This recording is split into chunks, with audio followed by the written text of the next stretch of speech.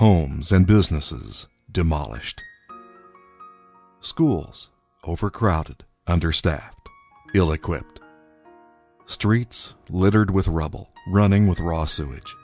Basic services unavailable. Food, clothing, the staples of life, in critically short supply or non-existent. The air filled with the sounds of conflict and the cries of families torn apart. That's what it's like in a war zone, caught between competing governments, ideologies, ethnicities.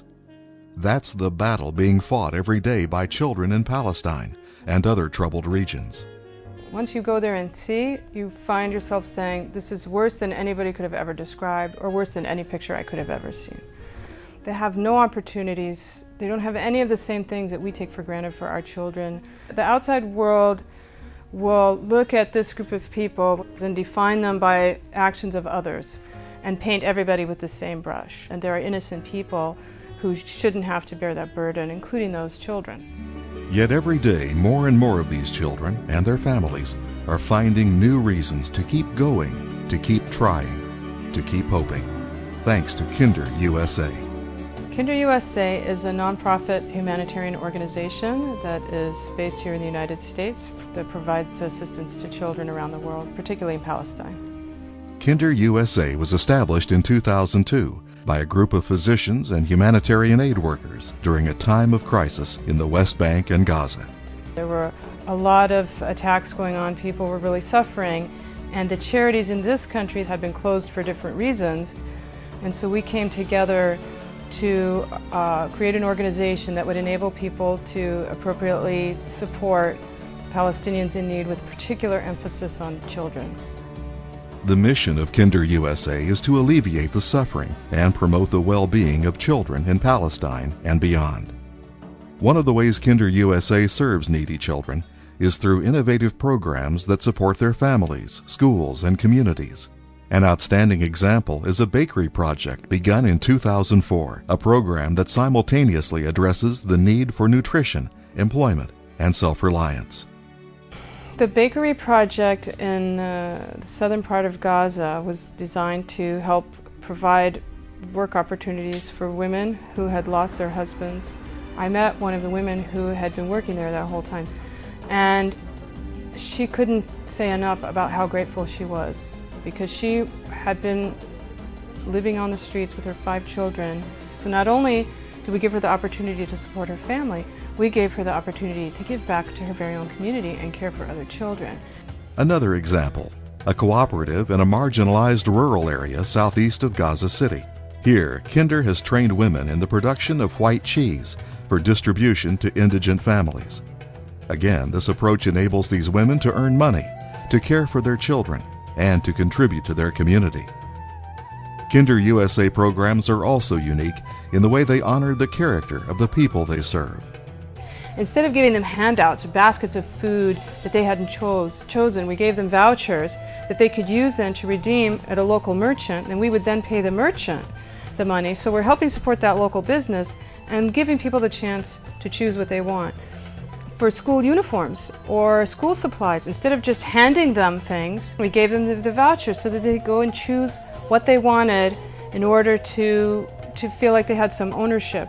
So this has been a hallmark of everything that we've done to support the dignity of the individuals involved. And I think that's what makes our work important. It also is what makes our work unique. Beyond the basics, the greatest needs these children have are for education and for access to a life outside of the misery they experience every day. We are right now involved in tutoring projects for kids at risk, and when we had it just 2 nights a week, the demand was so great we had to expand it, but we didn't have the facilities. Just shows the need and the desire for people to improve and to do better. We try to help with activities that are more recreational and give them a chance to think of something, have a good time, and not be caught up in the difficulties of life that they're facing, whether it's a summer camp program, after-school program, something that promotes activity in the arts, theater. It takes people. It takes resources, but KinderUSA receives no government support. Our support comes from a wonderful community of donors who are Palestinian, who are Arab American, who are Muslim, who are Christian, who are Jews, who are people who really care about the children in Palestine above and beyond whatever the political circumstance may be. What I'd like to see for KinderUSA in the next 5 to 10 years is to really expand our reach, to fund more projects similar to the types that we've done. We also would like to be able to provide services to people in other areas of need. Again, focusing on the gaps that are not being met by some of the larger organizations with an emphasis on children. And in order to do that, we do need more financial support, more capacity building, in order to carry out those kinds of activities and take it to the next level. The work is difficult, frustrating, sometimes dangerous, but KinderUSA's dedicated people are never in doubt that it's the right thing to do. Caring for the needs of children is something that we as adults have an obligation to do. If I saw a child in the street that was in need, I wouldn't walk past that child without making sure the child's needs were met. And if the community around him is unable to fulfill his needs, then we need to step in on his behalf to give him a chance so that he can grow and thrive. We are all human beings, all part of the same family. And when one of us suffers, we all suffer. But thanks to the caring, concerned individuals who support the work of KinderUSA, there's a little less of that suffering in the world every day. When we look back and look at the number of lives that we've had an impact on, within the last almost 10 years, we have provided services to almost 500,000 children in the West Bank, Gaza, and Lebanon.